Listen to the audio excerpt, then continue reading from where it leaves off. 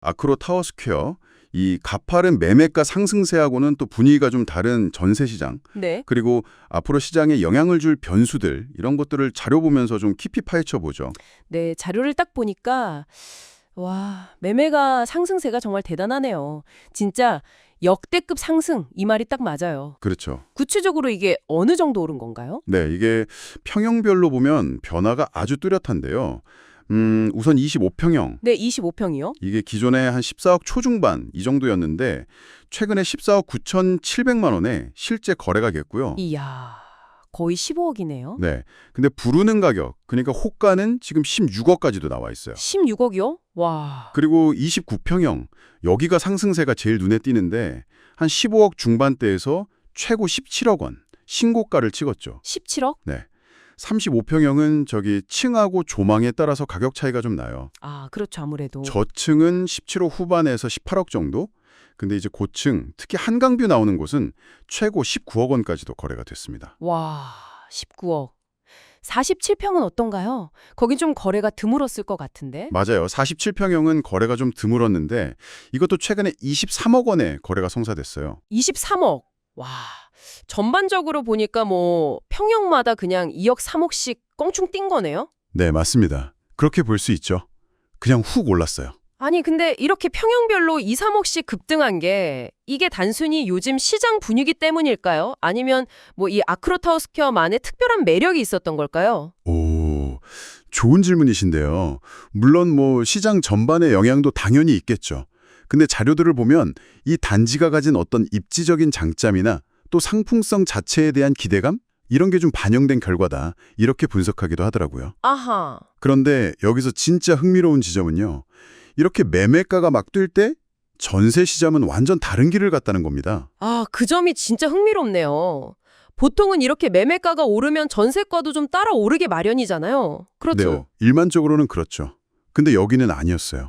오히려 전세가는 좀 안정세를 보이거나 일부 평형에서는 약간 하락 압력까지도 있었거든요. 하락이요? 네, 특히 35평형. 여기가 9억 5천만 원에서 9억 원으로 가격이 오히려 내렸어요. 왜 그랬을까요? 자료에서는 그 원인을 이제 매매가랑 전세가 차익을 이용한 투자, 그러니까 갭 투자 있잖아요. 아, 네네, 갭 투자. 그게 늘면서 단기로 나가는 임대 물량, 급전세 물량이 좀 영향을 줬다. 이렇게 분석하고 있어요. 아, 갭 투자 물량 때문에. 네. 반면에 25평형은 한 8억 원 선에서 비교적 좀 잠잠했고요. 47평형은 뭐 전세 물건 자체가 워낙 귀하고요.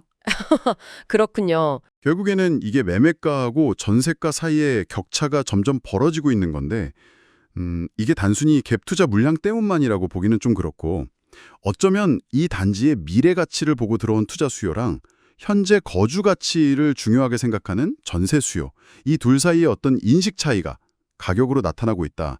이렇게 해석할 수도 있을 것 같아요. 아, 그러니까 투자자랑 실제 거주하려는 사람들 사이에 보는 시각 차이가 가격에 반영됐을 수 있다. 이런 말씀이시군요. 흥미롭네요. 네, 그럴 수 있다는 거죠.